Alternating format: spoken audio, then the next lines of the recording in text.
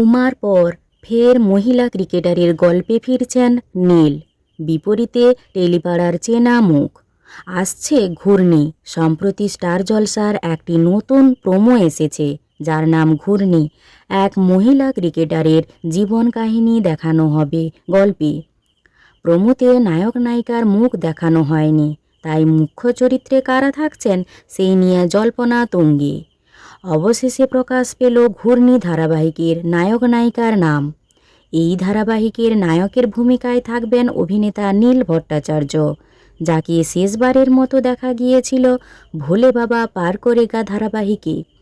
প্রসঙ্গত, মহিলা ক্রিকেটারের গল্পে এর আগেও নীল অভিনয় করেছেন উমা ধারাবাহিকে, যা বাংলা টেলিভিশনের হিট জুটি ছিল। তবে এই নতুন মেগায় নীলের বিপরীতে দেখা মিলবে টেলিপাড়ার এক চেনা মুখকে। কে তিনি হলেন মডেল রেশমা মণ্ডল। রেশমা এর আগে গীতা এলএলবি ধারাবাহিকের ছোট্ট একটি চরিত্র পদ্ম হিসেবে কাজ করেছিলেন। অভিনেত্রী হিসেবে এটাই তার বড় ব্রেক হতে চলেছে। রেশমা মণ্ডল প্রসঙ্গত ঘূর্ণি স্টার প্লাসের জনপ্রিয় মেগা ফালতুর রিমেক ধারাবাহিক হতে চলেছে, খুব সম্ভবত যা 7:30টার স্লটে আসতে পারে। ওদিকে আবার অভিকা মালাকার নিজের সোশ্যাল মিডিয়াতে কামিং সুন বলে ঘূর্ণির পোস্ট দিয়েছেন।